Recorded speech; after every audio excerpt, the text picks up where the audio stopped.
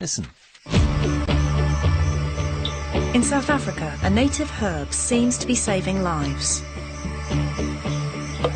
So you're really saying that 50% of your patients previously would have died, and now with Sutherlandia, they're going away? That's exactly what I'm saying.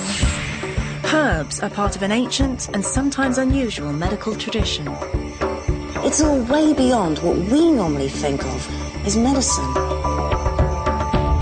Demand for herbal remedies is booming as more and more of us are convinced they work. Very well-used remedy for toxic conditions, skin disease, joint problems. Some of the claims are dramatic.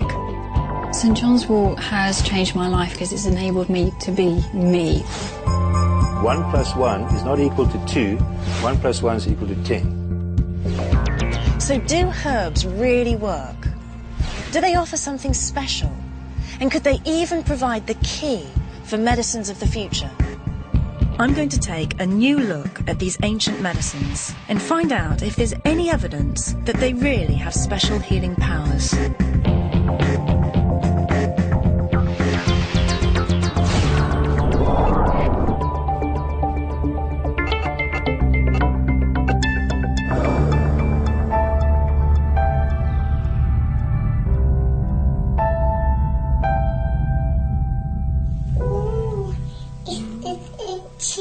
We've got a rainy day today, haven't we? Isha Mystery was born with eczema. Last night.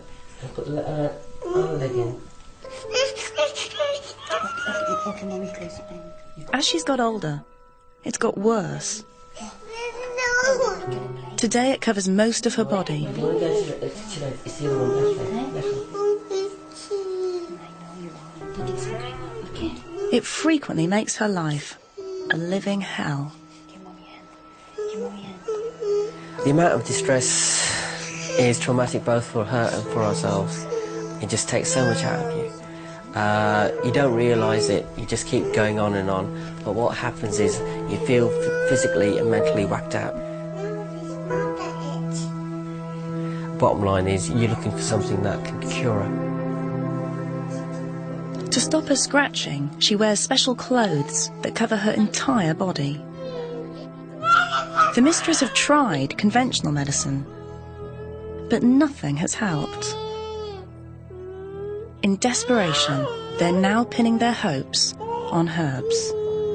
We've tried homeopathic medicine, but then her itching got worse and worse and worse, so we stopped that. I hope herbs doesn't go the same way. I hope that going the herb route, I'll find a long-term cure for her. Come on, let's get the puzzle out.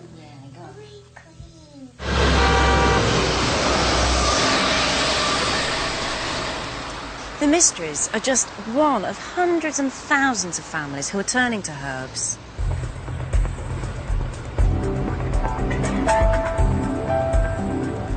In Britain today, herbal remedies are the fastest growing alternative therapy. It's a £100 million a year business. Demand is so high, there's a herbalist on almost every high street.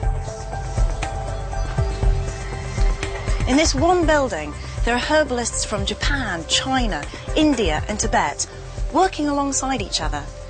And in almost any town you'll find herbalists like these, or ones from Africa, the West Indies or Western Europe. Each one is using a different tradition with different herbs in slightly different ways. What are you making? I'm making a traditional decoction for the digestive system. This is the famous ginseng, which is the main herb. We always have. One of the most popular herbal treatments is traditional Chinese medicine.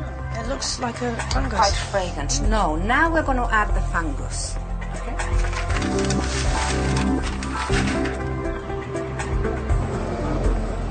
Practitioners claim to cure everything from acne to smoking.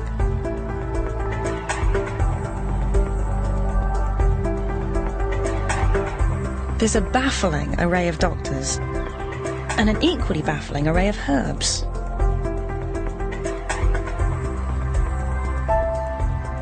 For instance, saw palmetto, which is for male urinary discomfort.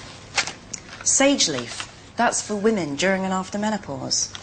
And I've got here some ginseng, which is supposed to keep your energy levels up and keep you staying sharp. Could do with some of that. It's a hypochondriac's dream. And if all this sounds strange, it gets even more intriguing.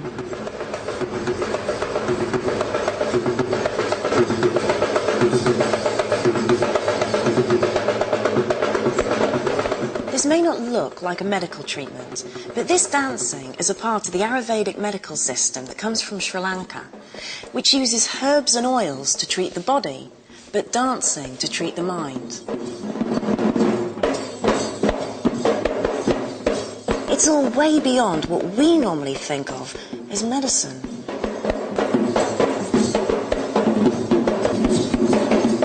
Yet some people claim herbs have transformed their lives.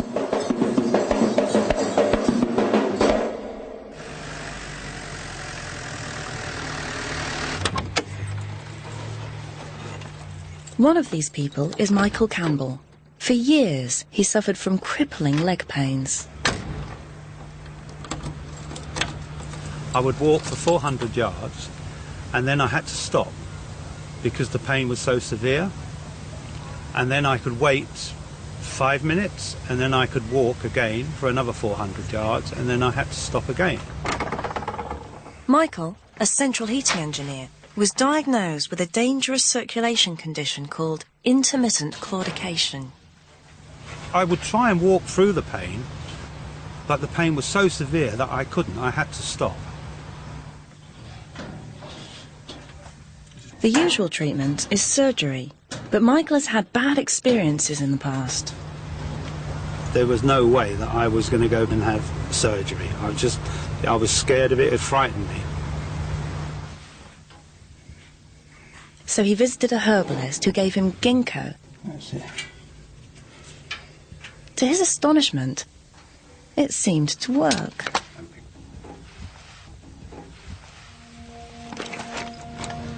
I don't know how it works. I don't know how aspirin works either, but I know that ginkgo is beneficial to me. I can walk for 4 to 5 hours. Sometimes I have to slow down a bit. These are things I couldn't do before. I can now do it with ginkgo.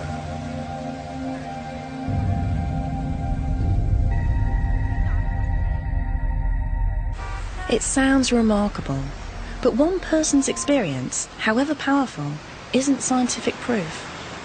As herbal medicines come flying from the shelves, are any of them working? Can they cure people?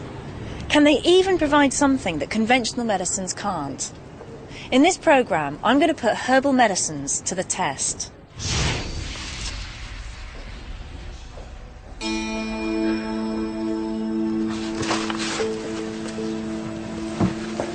Herbalists can point to thousands of years of accumulated knowledge.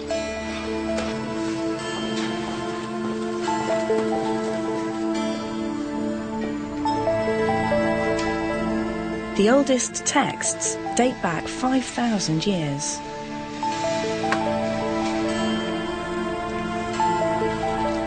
Today, researchers are still collecting and recording how they were used traditionally.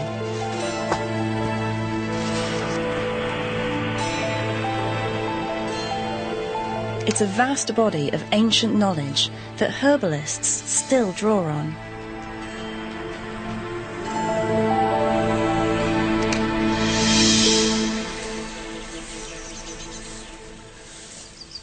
The wonders of an ordinary meadow in England is that you're actually surrounded by medicines.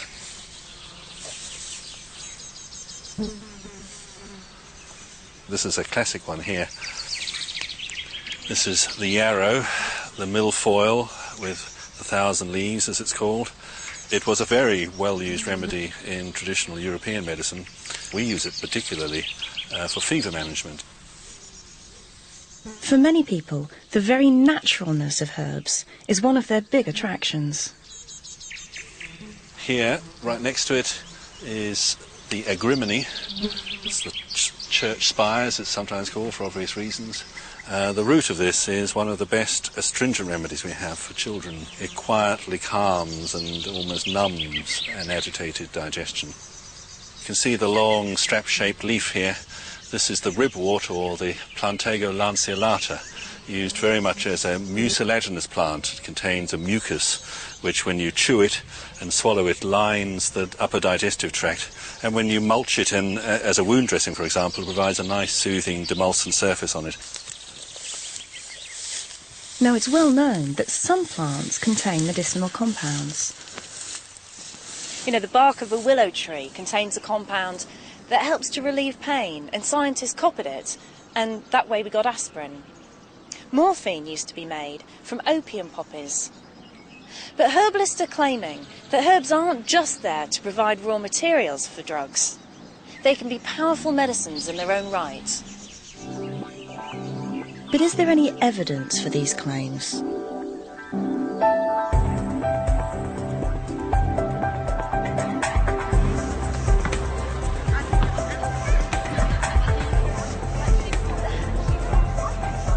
To find out more, I've come to Exeter to consult Simon Mills. I'm interested in understanding the differences in the way a herbalist would treat somebody from a conventional medic. So if I tell you some of the kind of symptoms I have, then maybe you could treat me in the way you normally would. Of course. Well, I have been feeling really run down, and I've had a cold sore and conjunctivitis just in the last 2 weeks. Simon started with a routine checkup. Can I just check a couple of things? Can I just check your pulse, please? And can I see your tongue just open wide? Yeah, stick it out. That's great. Thank you very much. That was quick.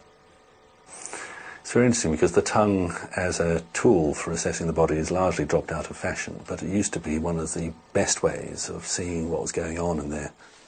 And what does my tongue tell you about me? How? The diagnosis came as a bit of a surprise. In your case, there's a little bit of heat damp. Heat damp? I couldn't quite believe what I was hearing. Humid might be the best way of describing that in common language. A combination of hot, which is excessive activity, metabolic activity, as well as others. Running the furnace is quite high. And dampness, which is a metaphor of infection and contagion and marshy, boggy, not clean. Dampness is the old... Hot, damp, marshy, boggy, not clean. Now, herbalists claim it's a useful way of putting people into categories because it helps them get behind the symptoms to the whole person. But it sounds bizarre to me.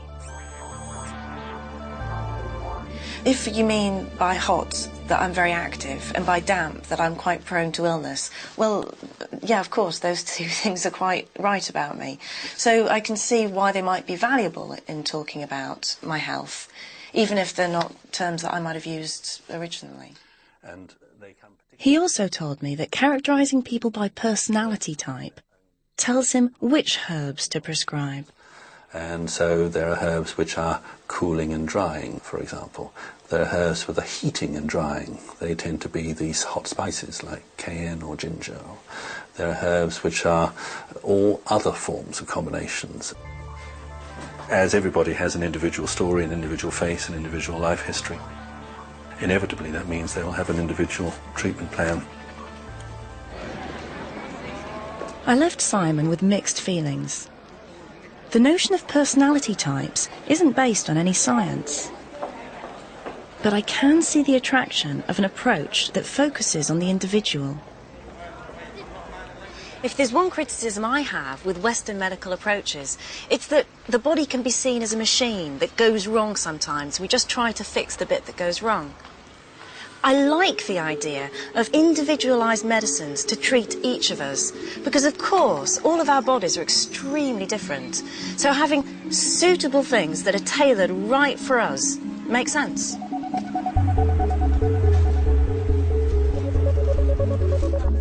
But could it be this individual attention that's actually making people better? How do I know the herbs are doing anything at all? To get another view, I'm going to visit a country where herbs are claimed to have an astonishing effect.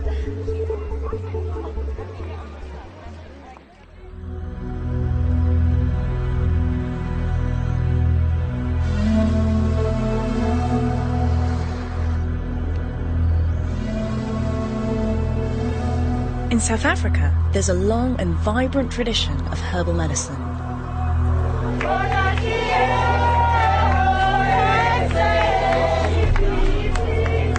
In the local villages, conventional drugs are beyond most people's reach. And herbs are all they've got. So we have all these herbs laid out before us. What do they all do? Yeah, this one is pillar, live long. This one we call it live long. It relieves asthma and TB. Okay. Even is good for pregnant women and small children. Okay, and how about this one here?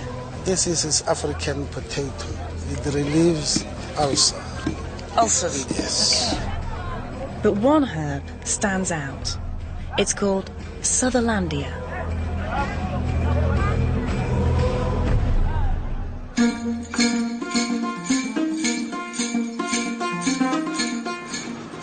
I'm driving up the east coast of South Africa through KwaZulu-Natal. I'm just about to meet a woman who claims that Sutherlandia has some intriguing properties.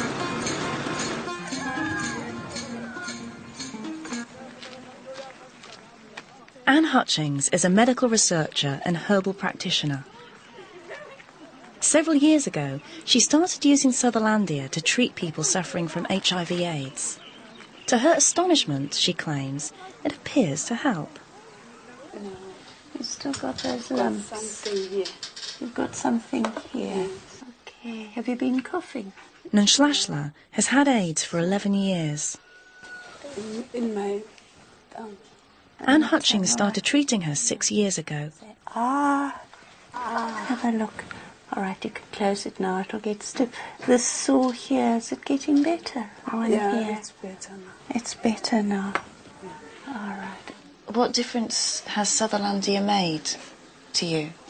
It gave me the power. I've got the power now.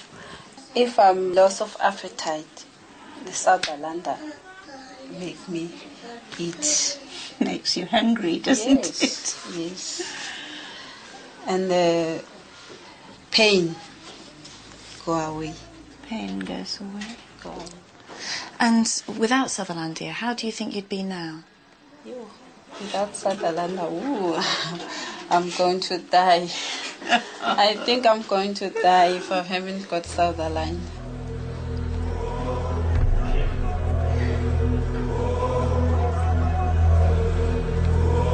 This is not an isolated case. Anne has treated more than 800 patients in local clinics. Over 50% have improved. She even claims Sutherlandia boosts the immune system by increasing white blood cells. Recently we've had some blood counts on the patients which indicates that it is working really as an immune stimulant, and it can be seen in the blood tests. Her figures appear to suggest that in some cases the white blood cell count has doubled to near normality. So you're saying that the Sutherlandia helps to increase people's blood counts, their white blood cells, which improves their health? Yes, and their resistance to infection. Anne's work is controversial and not documented yet. But she's not claiming Sutherlandia is a solution to AIDS, merely that it's helping some people. I mean, I'd been told to try it and that it would probably boost the immune system, but I don't think anybody knew quite what it would do. A lot of my patients swear it's saved their lives, and I think it has. It improves the quality of life, and I believe it does extend people's lives. I think it's actually very exciting. I think it's one of the most exciting things that has happened.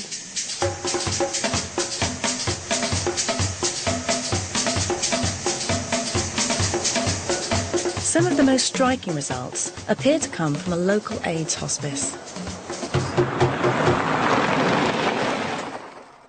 Here, people considered beyond treatment by the local hospital come to die.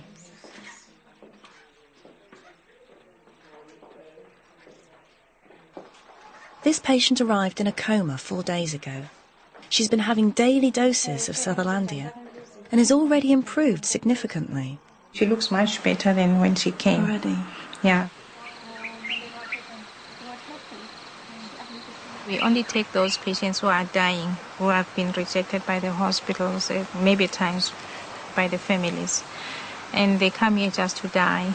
But since we started with Sutherlandia, we were able to discharge 50% of our patients, and they would go back to work and they become so strong, I mean, depending what stage they come into us. So you're really saying that 50% of your patients previously would have died, and now with Sutherlandia, they're going away? That's exactly what I'm saying. Yeah, it's just that.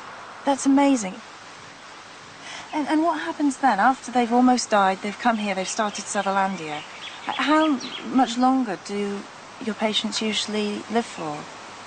I've seen the patients living for 3 years after that, provided they come back and then they take on Sutherlandia.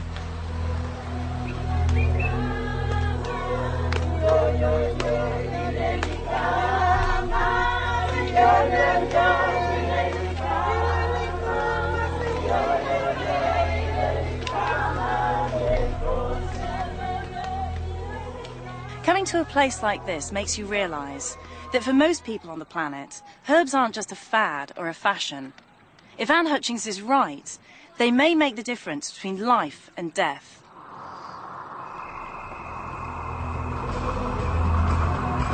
The stories are really moving. But I'm a Western-trained scientist, and to convince me and other scientists in the West that herbs really work, I need to find evidence that's more solid than this.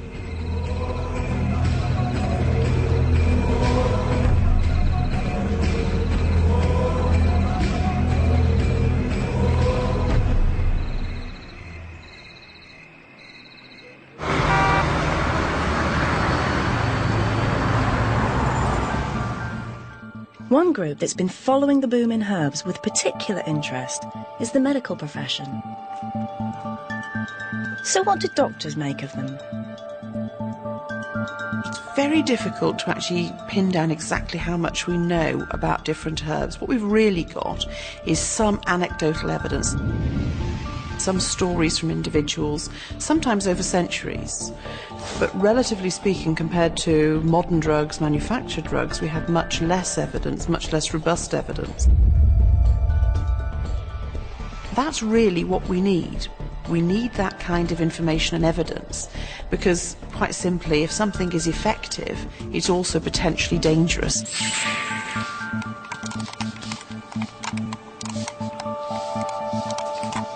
So what worries doctors, just as it worries me, is that much of the case for herbs appears to rest on anecdote.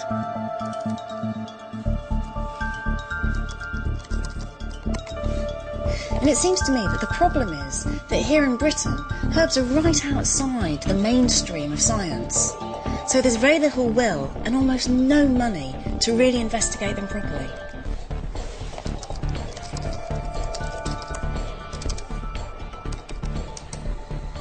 Yet paging through the medical data, there's one country where they seem to take it all much more seriously.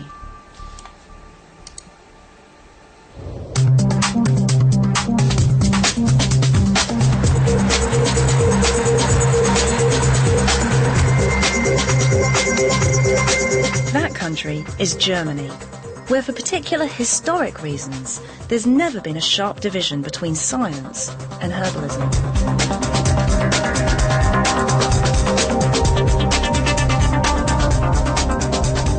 Here, all GPs are trained in at least a little bit of herbal medicine, and a large majority of them treat people with herbs just as a part of their common practice.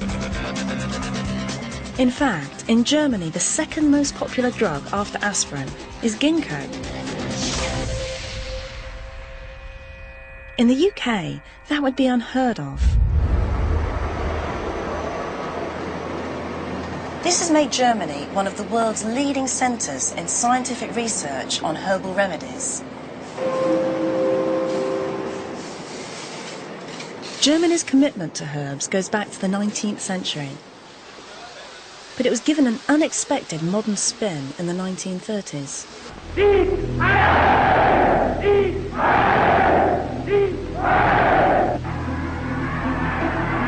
The Nazis, in the search for a uniquely German health system, saw in herbs the medicine of the common people.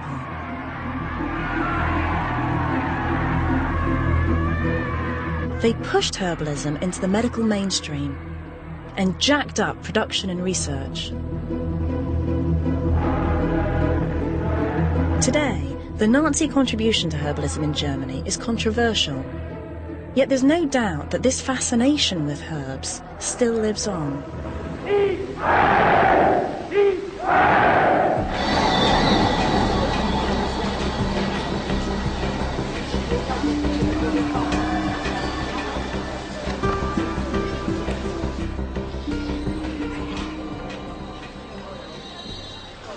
And part of that legacy is this, the Commission E monographs. It's probably one of the most comprehensive dossiers ever put together in the world on the safety and effectiveness of herbs.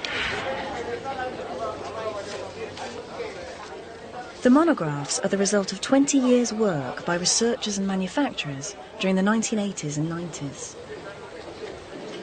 Of the 300 different herbs that were tested, 191 were approved. So from arnica to yarrow. And this is used as the basis for any new registration of a herbal product in Germany. The monographs represent the first systematic attempt to put herbal remedies on a rigorous footing. Yet looking through them, I have problems. If you take a closer look, there are very few references. So you can't check out any of the evidence. And if you speak to the people who created this, they say that it's based partly on anecdotal and partly on historical uses of a herb. So although it's extremely comprehensive, from a scientist's point of view, it's not quite the herbal Bible some people say it is.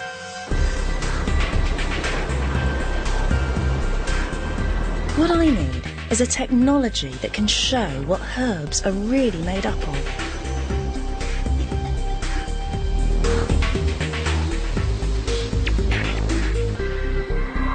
That's why I'm going to go visit a research centre near here.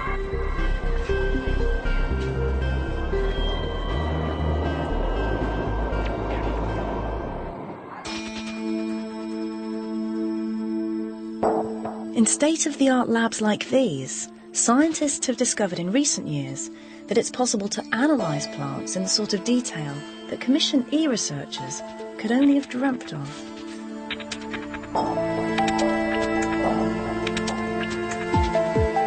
Nowadays, we have access to techniques like thin layer chromatography, which is just an approach that separates out the different chemical compounds from within a herb. So, for instance, I've taken the essence of a herb, ginkgo,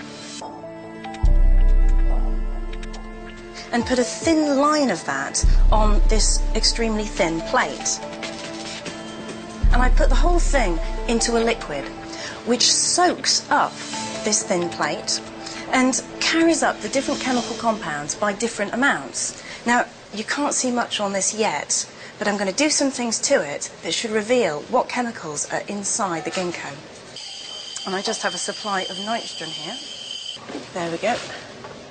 And after spraying, you can see some little yellow lines that have gone up the plate. Now, you still can't see that much, so I'm going to go try something else.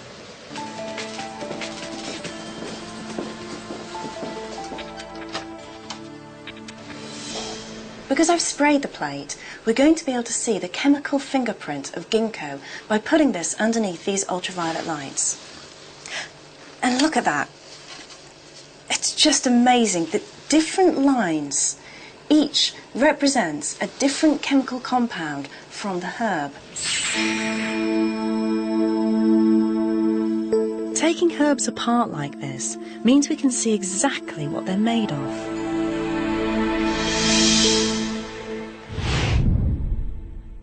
So if you look at the fingerprint from the ginkgo leaf, and you know how to read it, it's separated out into lots of different chemicals, some of which are ginkgolides, and they can help to prevent blood clots. Ginkgolides are a family of chemicals with known medicinal properties that are only found in ginkgo. This one here is from the hawthorn leaf, which is supposed to be good for the cardiovascular system. This contains some polyphenols, and these are able to make your heart beat stronger. So there's no question that herbs contain some useful chemicals. But it's not clear that they're actually in a form that the human body can absorb. In short, herbs have the potential to work. But that doesn't mean they do. To answer that question, they need to be tested on people.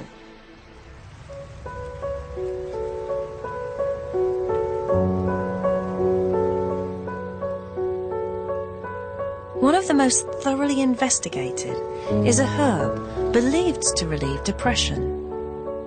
Jenny Miles has suffered from it much of her life. I remember when I took my GCSEs at school when I was only 15 that I felt so useless and so worthless with myself that I literally wanted to take a shed load of paracetamols and just end it all. Jenny has continued to struggle with these black moods as a young mother. Depression just takes your heart and soul away from you. You don't want to continue. There's no light at the end of the tunnel. As soon as you've dealt with one problem, there's going to be another one, and you're never really going to get over it.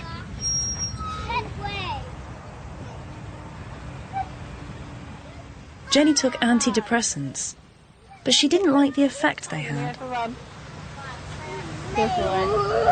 It just blankets out everything you're feeling. It doesn't just take away the lows, it takes away the highs. It takes away the very essence of you, and you're literally walking around like a zombie.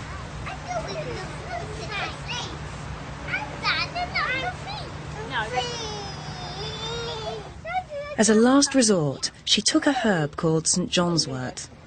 The benefits, she says, were almost immediate.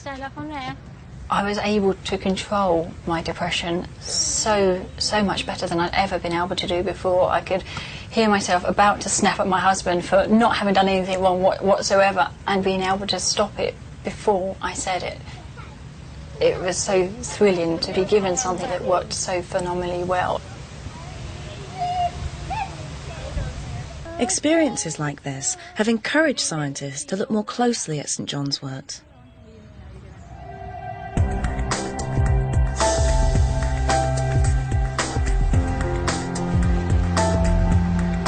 One of the centres of research is Germany. Here, a manufacturer of herbal products has conducted rigorous clinical trials into the plant. When did you do your trials in St. John's wort? We started clinical trials in St. John's wort about 10 years ago, and we knew it was traditionally used in people who felt sad, depressed or dejected. So what we wanted to know was whether we could bolster up this experience-based knowledge by modern clinical trials.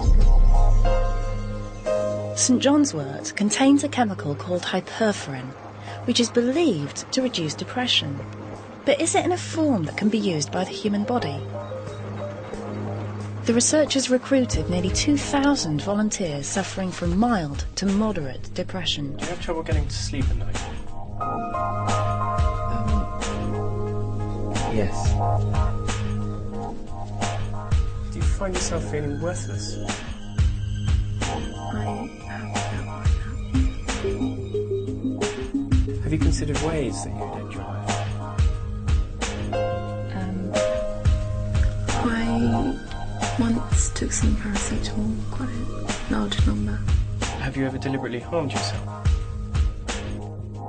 Some volunteers were then given a standardised extract of St John's wort. No, you remember I was saying in the study... The rest got a conventional antidepressant or a dummy pill. I don't know which one these pills are, and you won't know until the end of the trial. Is that okay? Over the course of the trials, researchers carefully monitored the mental state of each volunteer. Then they analysed the data. Would St John's wort be effective? The results were unequivocal. We found that there's a considerable amount of people who gets completely cured. And what is very amazing is that many of these people don't get another episode again, so it prevents them from relapses. That's amazing.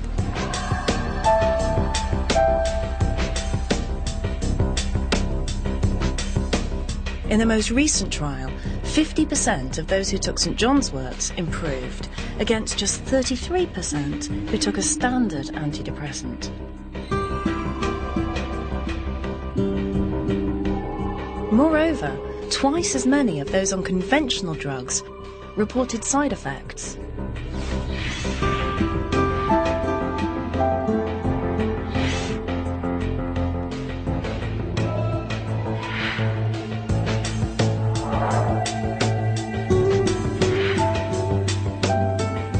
St John's wort has changed my life because it's enabled me to be me. I'm blessed with two wonderful, beautiful children, and St John's wort has given me the power to be able to see that. And I can thoroughly enjoy being their mum.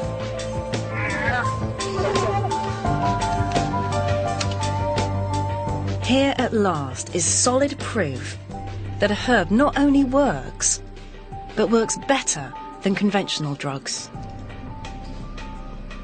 Yet St John's wort is only one of dozens of remedies commonly used by herbalists.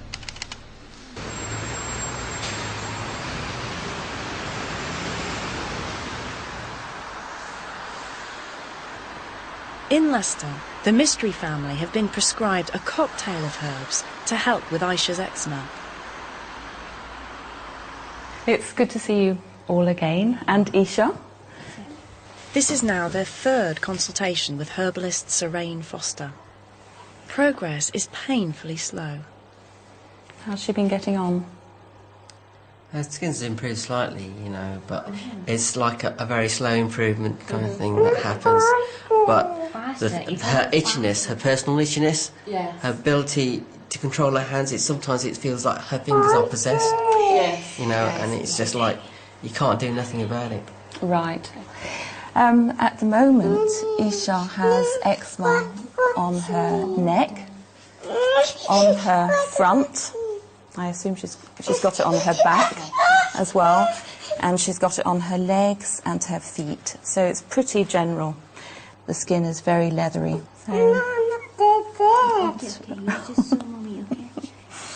Her face looks a lot better than it was when we first met, which is good. That seems to have calmed down a little bit. And how is she getting on with her sleeping? It varies. Not a full night's sleep. Yeah, last couple of days she was very, very bad. Down. Okay, I'm sorry. I think if we focus on the treatment to cool her down a bit more, and also to try and prevent or help the itch.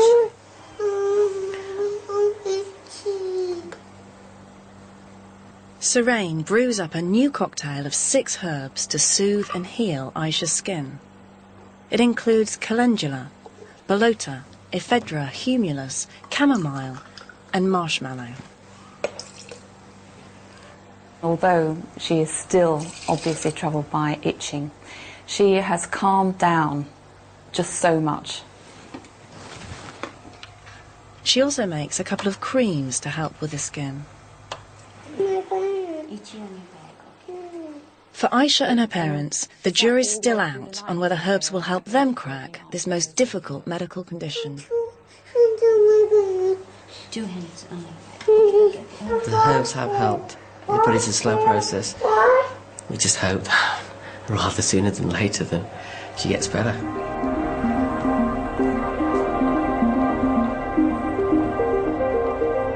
Today, we know more about herbs than ever before. Dozens of remedies have been analysed. But how good are the tests? And what do they prove? To find out, I consulted Professor Edzard Ernst, the UK's first professor of complementary medicine. The science in herbal medicine is as good as any science in alternative medicine. I know of clinical trials in herbal medicine which compare favorably with clinical trials in pharmacology or any other area of medicine.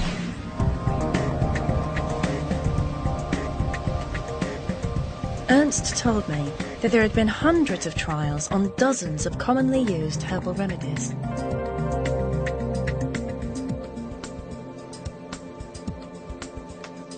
So, for instance, to my surprise, there's no real scientific evidence that ginseng helps with mental alertness, or that evening primrose oil helps with menstrual problems.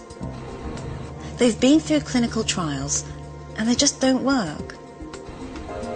There isn't even any solid proof that echinacea helps to boost the immune system or fight off colds. Yet, using the most rigorous criteria, Ernst has found overwhelming evidence that some herbs do work. There's jolly good evidence for at least a dozen different herbal medicines to help in specific diseases.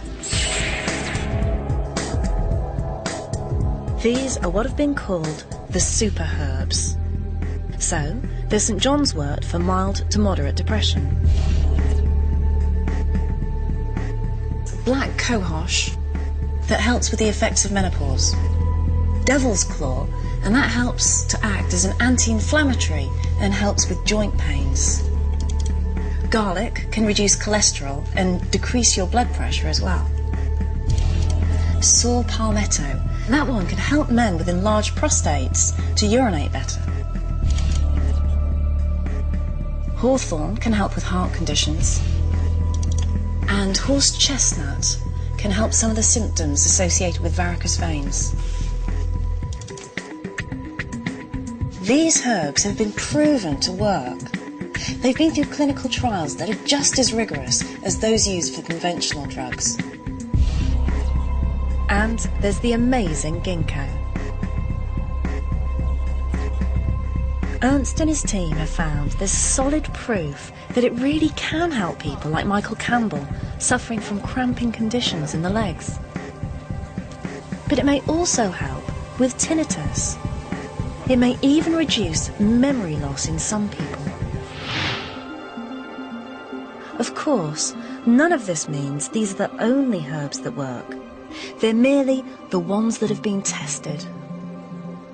I'm sure that out there are dozens, hundreds perhaps, of treasures to be found within the plant kingdom. I'm absolutely convinced that this is not the end. We will continue to find very effective treatments from plants. But there's something more. What's causing real excitement is not that herbs work, but how they work. Unravelling this could just provide answers to some of the most difficult medical conditions of the 21st century.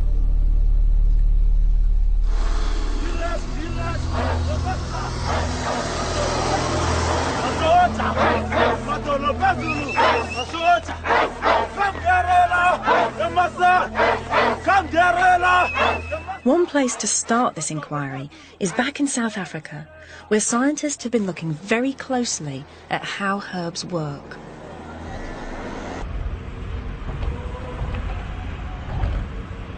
I'm at the University of Johannesburg, and here they're doing research into how Sutherlandia works.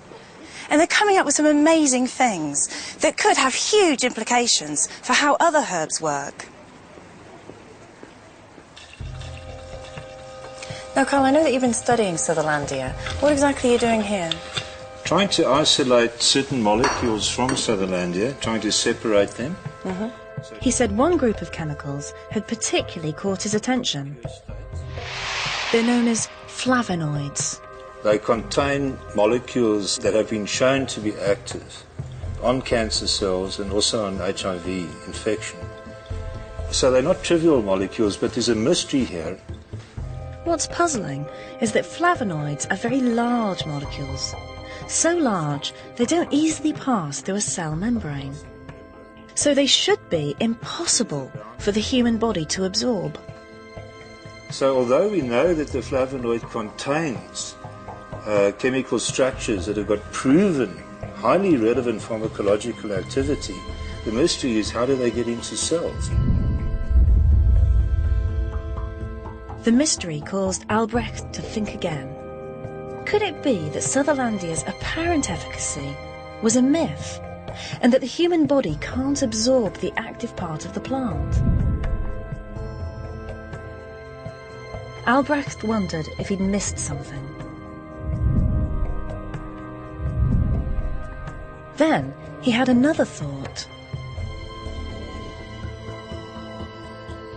The interesting thought that has arisen in our research is that there's another family of molecules called the saponins, or the detergents. They're soap-like. Just to give you an idea, I've got some of the plant material here in water. There we go. Shake it up. And you'll see. What? That's what you get with hot water. I got a warning about that one earlier on, but look at that. It's forming a soap layer. And the idea that arose, couldn't it be that these saponins are acting on the membranes of the cells to allow the membranes to take up the flavonoids? Okay, so flavonoids might be able to help with something like HIV and AIDS, Yes. but flavonoids can't get through the cell membrane in human beings, so they shouldn't really be having an effect just by eating the herb. However, there's another substance which is like a detergent, Yes. and that can change the structure of the flavonoid and mean that it can cross the cell not membrane. so much change maybe. the structure of the flavonoid, but change the structure of the membrane to let the flavonoid go through. Okay.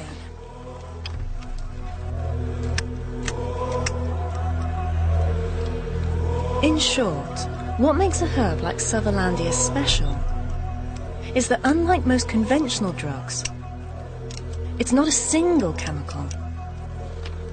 It's a cocktail of chemicals that react together so the sum is greater than the parts. The simple but powerful thought here, this is a hypothesis, is that if you take the one and you take the other and you put them together, you get activity. So it's like 1 + 1 is not equal to 2, 1 + 1 is equal to 10. That is a powerful idea.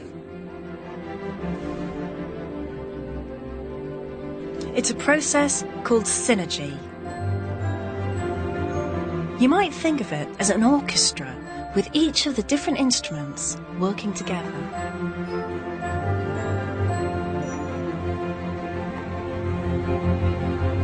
Unfortunately, symphonies of chemicals like this are still too complicated for scientists to reproduce. Yet there's tantalizing evidence that it's precisely this cocktail that gives herbs their special healing powers.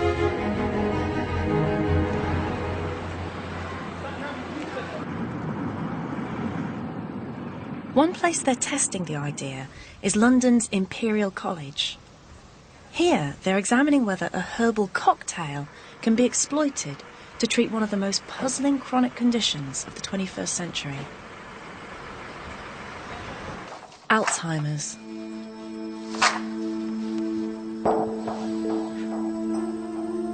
The research is being led by Dr. James Warner.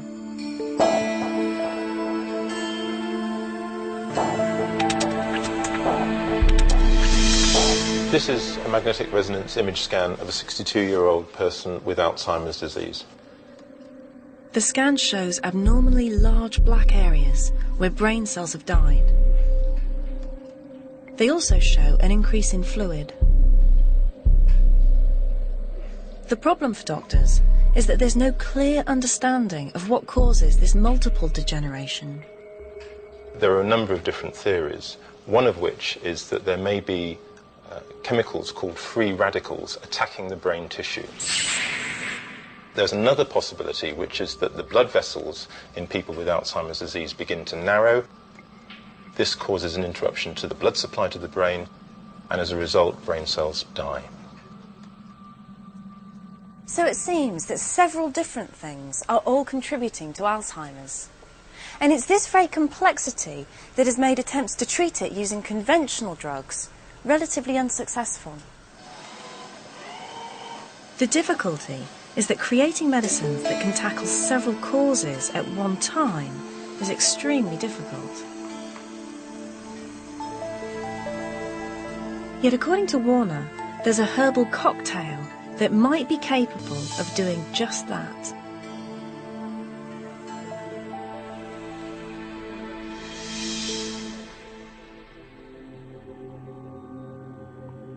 It's that remarkable plant, ginkgo. It's an extraordinarily complex mixture of up to 200 chemicals. This means that unlike conventional drugs, it may be able to have several different effects simultaneously. The first thing it will be doing is dilating the blood vessels, increasing the blood flow to the brain, and therefore improving the delivery of oxygen to nerve cells. It also probably scavenges those free radicals, those toxic chemicals that the body produces that attack nerve cells. And by scavenging those free radicals, it might help to reduce the development of Alzheimer's disease.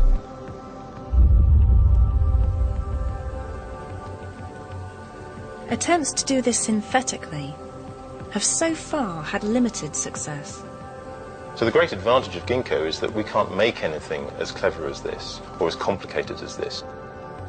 Nearly all conventional medicines are a single chemical entity. They usually only have one action, whereas ginkgo has many actions. In other words, it's the herbal shotgun that can hit a range of targets versus the conventional single bullet that can only hit one.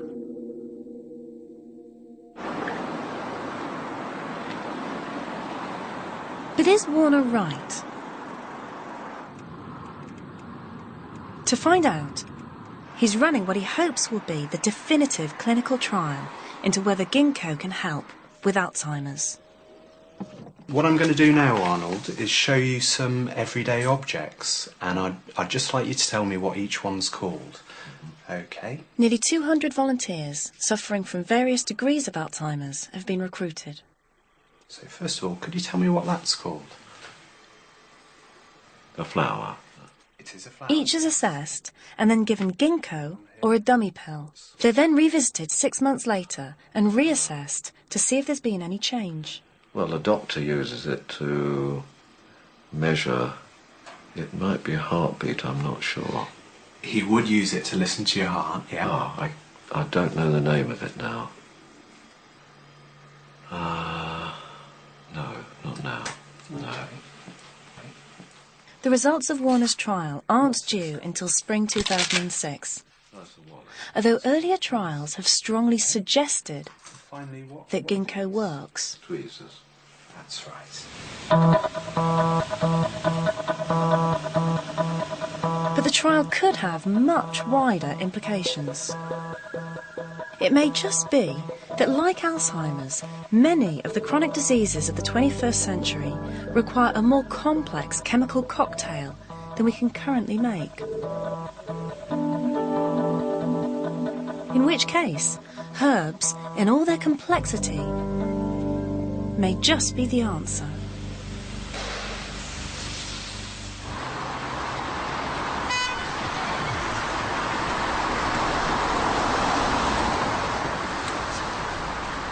Back in Leicester, the mysteries are continuing to battle with exactly this kind of complex condition.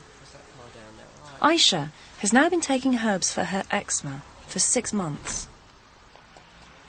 The change is quite extraordinary. Look at that arm.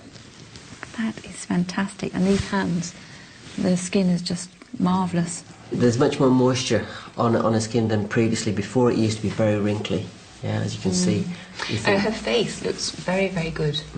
Very, very good indeed. But I can see that there's a little patch, isn't there, underneath the chin? it like comes up all around, like little small patches of red when she's tired. Yes. Okay. And Eczema is notoriously fickle, and it could well flare up again. Ooh. Oh, that's lovely. That is just so much better than it was. When we first brought it over, it really is very, very much better. There are no clinical trials that prove herbs can cure eczema. Every now and then you might see like some claw marks on it because when she gets scratchy or tired, but it tends to heal much better than what it used to.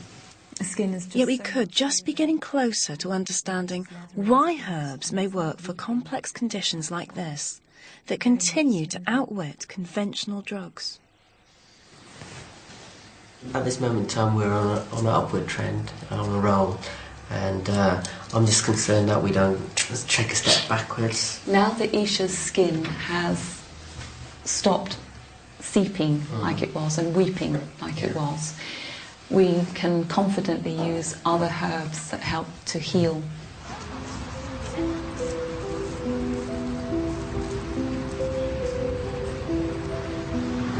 It's helped my daughter. Whether it's going to help anybody else's daughter, I can't guarantee that myself. But for my child, I believe it's been the right choice.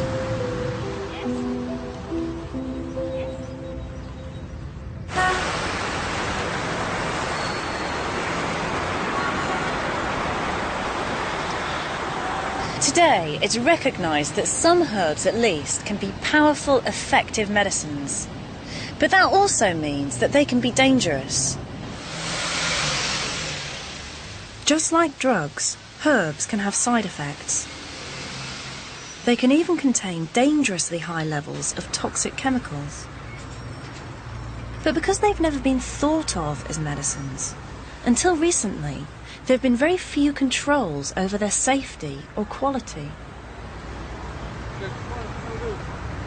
In an attempt to address some of these issues, new legislation now requires that herbs that make any claims to have medicinal properties now have to go through rigorous quality standards. Perhaps this is the first step in breaking the division between conventional drugs and the proven medicinal herbs. A recognition that these herbs might have something special and unique to offer. During my journey, of course, I began knowing that an ingredient taken from a particular herb could have a medicinal effect. But what's really impressed me has been the way that different ingredients from a particular herb can combine together and have really powerful effects on us humans. So I believe that herbs are going to play a key role in medicines of the future.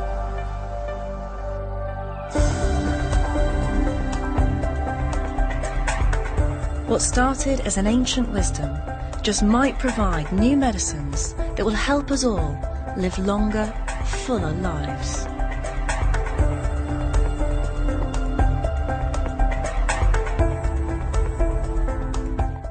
Jane Horrocks discovers her family history rooted in the cotton mills of Lancashire tomorrow night. Who Do You Think You Are is at 9. Well, back to tonight and a past gem. Jane Leaves was in the chair for Have I Got News For You? Next.